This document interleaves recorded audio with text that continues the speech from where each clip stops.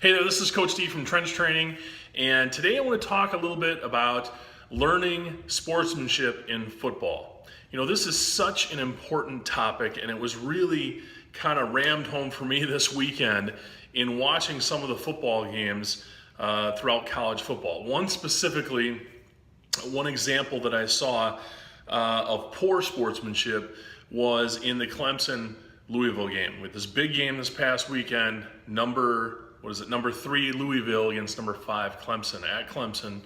And there's a linebacker for Clemson that in the bottom of the pile, he had the quarterback kind of wrapped around the shoulders and actually put him in a chokehold and pulled down even after he's down. And it was very obvious, very dirty play.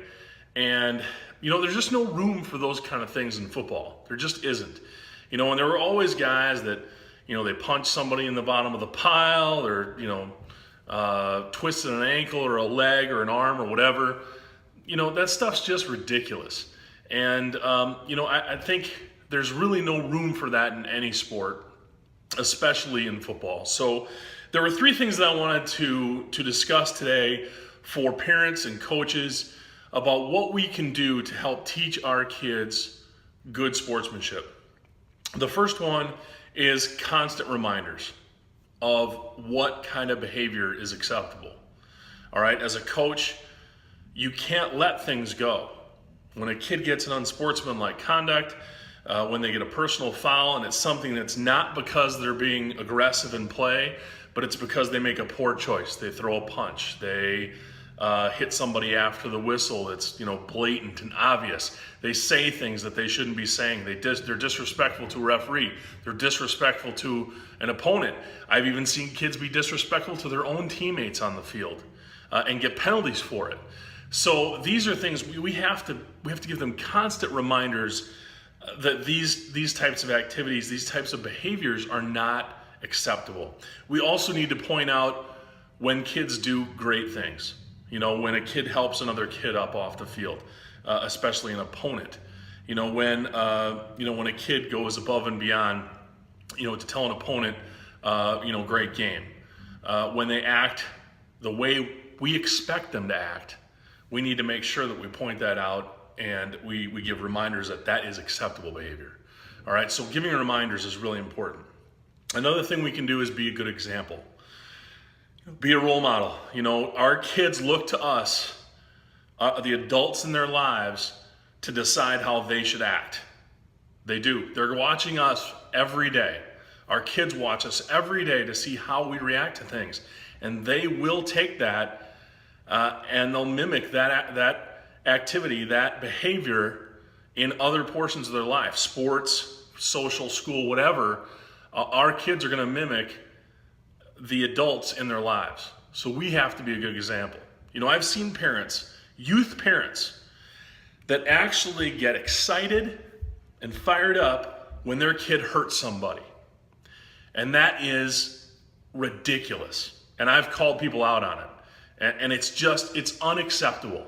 There's never a time when your kid does something that injures another player and you get super fired up because they're aggressive. That's the worst possible example that we can show. And I've seen it happen at the 5th and 6th grade level. It's insane.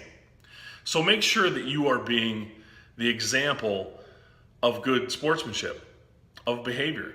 Because sportsmanship starts with respect. And we have to teach our kids how to respect others, their coaches, their teammates, the officials, their opponents. They have to know that they have to have respect, and we have to show them the example and show them the way that they can do that. The last thing is we need to emphasize fun over winning. At the youth level, there is never any reason that we should not be emphasizing fun over winning. Never. Because it's about developing the kids. It's about developing them on the field, their skills, their fundamentals, their love of the game, and learning how to compete. You can do all those things without making it all about winning championships. Because honestly, at the 3rd through 8th grade level, those championships, they aren't going to mean that much to those kids. They really aren't. So they mean more to the parents than they do to the kids. The kids want to have fun, and that's what we need to emphasize. Make sure that the kids are having fun first, and then worry about winning. All right? We have to do this, and it has to be made a way of life in youth sports. It just has to be the way it's done. So I implore you, please make sure that your kids know that fun is more important than winning. All right.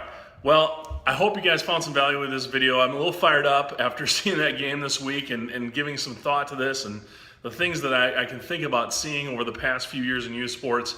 And I think we really need to take these things to heart and make sure that we keep this game fun, and we make sure that we're teaching kids, because they're going to learn more than just how to act on a football field. They're going to carry that over into everything they do. It's such a huge deal. It's so important, and football can teach us so much. So I hope you found value with this video. If you did, please like, comment, and share. Also, head over to trendstraining.com, enter your name and email address, click that big yellow button to register today for our free membership. There is free content waiting for you there, and as well as access to our private Trends Training community. Guys, thanks for stopping by today. Until next time, bye for now.